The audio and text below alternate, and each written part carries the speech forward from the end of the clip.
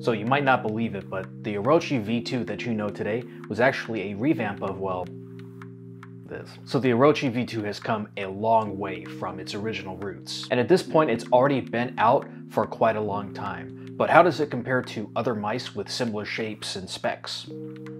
Let's see. Okay, so even though this isn't a particularly new mouse, I'm just going to do a quick review so that everyone's on the same page about what this mouse is packing. So it's packing a very generic egg shape, though it does have a nice groove on the left side of the mouse for the thumb to rest in. It's reminiscent of a G305, though quite a bit stockier. And of course, the comparison is very obvious with the fantech Aria XD7, which is an extremely similar shape, though the Aria is quite a bit larger and also quite a bit lighter. The Orochi V2 does run on batteries, so you're either going to be using a AAA or a AA battery, and of course that weight is going to go up depending on if you're using alkaline batteries or AA batteries, so keep that in mind. Compared to a lot of mice that have come out recently, this feels exceptionally heavy. Though honestly, in the grand scheme of things, it's really not all that bad. It's using Razer's version of KL 4.0s. There's a moderate amount of pre and post travel on these side buttons, but they do have a very nice, pleasant, kind of higher pitched clicky sound to it. This is one of the better scroll wheels that I've used. The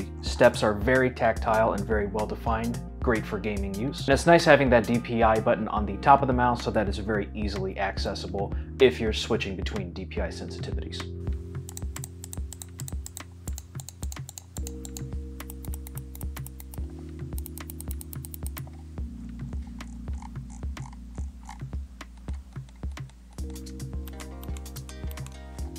All of the buttons are programmable in Synapse, and they do save to the mouse, so if you need to take it away to use on a computer that doesn't have Synapse, or if you want to uninstall it after you've done that programming, you can do that very easily. They come with really nice, smooth PTFE skates out of the box. I do have them replaced with some Tiger Ice, but the default skates that come in box are plenty smooth enough. Razer calls it a 5G sensor, but from what I could gather online, it looks like it's a 3369. A little bit of an older sensor, but plenty good performance. I didn't have any issues with spin out or anything like that in-game when I was playing. An interesting thing about that sensor is that it is positioned higher up on the mouse instead of dead center in the middle, and there's no USB connection. This is an exclusively wireless mouse. You're either going to be using Bluetooth for low energy consumption, or 2.4 Hertz via a dongle for more accurate tracking and lower latency. So with the boring stuff out of the way, there are a couple interesting points that I want to go over. That forward positioned sensor was made based on the decision that this would mostly be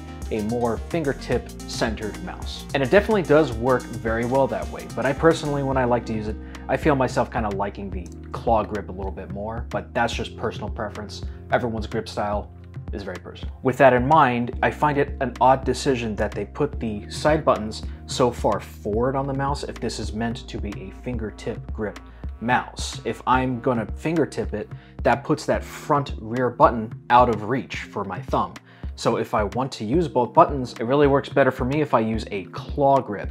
That way I have access to both of those side buttons. Going back to that sensor placement, it does feel different than a mouse that has a middle position sensor. Most people who play a lot of games where accuracy is going to be a priority will notice a difference. Most people will be able to adjust to it fairly easily.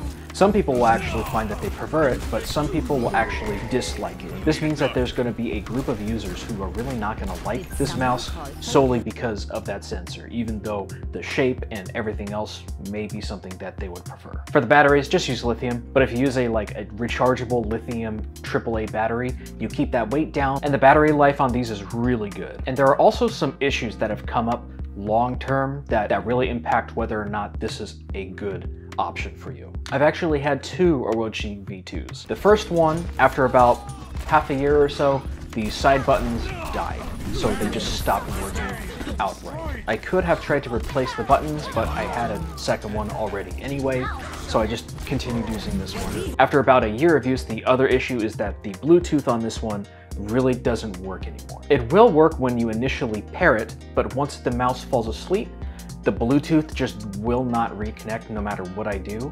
I have to reset the settings and repair it every time the mouse is either turned off or goes into sleep mode. Now the 2.4 Hertz wireless does still work on this, so it does still work there, but that Bluetooth dying and then the side buttons on the other mouse was a huge bummer. There was also a minor issue initially with the sensor skipping, but that was very easily fixed with a firmware update. It's just strange because Razer kind of hid it in their website. It's not an automatic firmware update. I'll leave a link down below, so if you are having issues with that skipping, you just download that firmware and it fixed mine immediately. It was a pretty easy fix. All right, now let's give this mouse a proper grade. For gaming use, I give the Orochi V2 a score of 8 out of 10. This thing does most of what you want from a gaming mouse. The components are a little bit older, they're nothing fancy, but they all get the job done. The sensor is plenty accurate.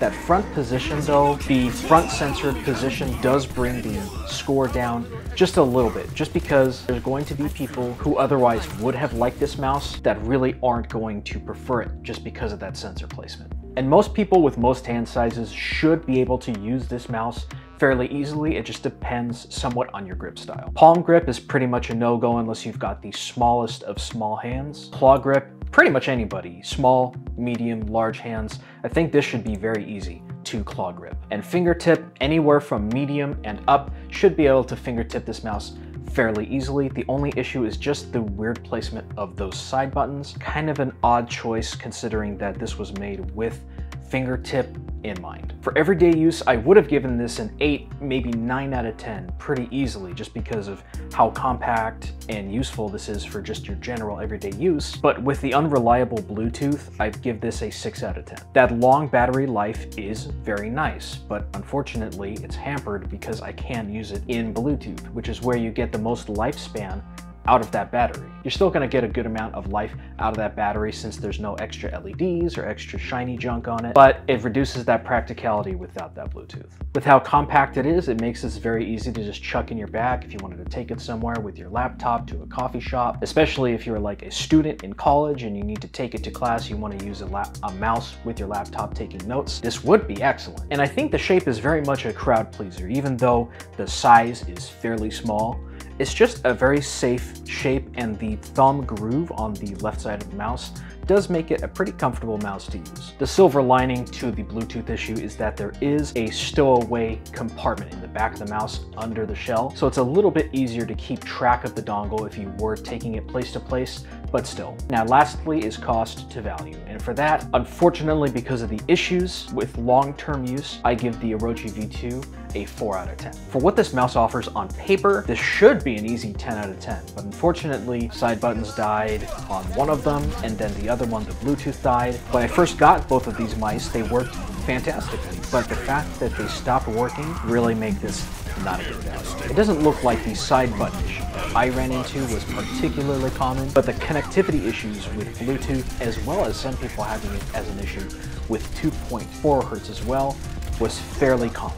So my opinion on the mouse after long-term use, it's a 4 out of 10. I really loved this mouse when it first came out and everything was working as intended, but if it doesn't last, you have to ask yourself, is that worth it? So the overall Gecko grade for the Orochi V2 is going to be 5.5 out of 10. And it shouldn't really come as a surprise, I really don't recommend the Orochi V2. Other options are the G305, which has a similar shape, though it is a good amount longer. Overall, it's just a bigger mouse. It's also quite a bit heavier too, and it doesn't have Bluetooth functionality.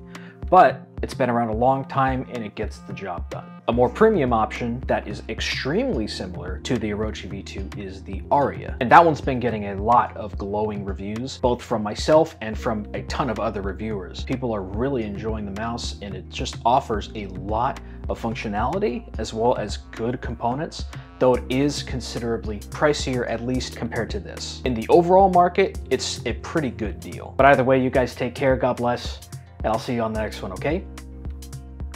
Later.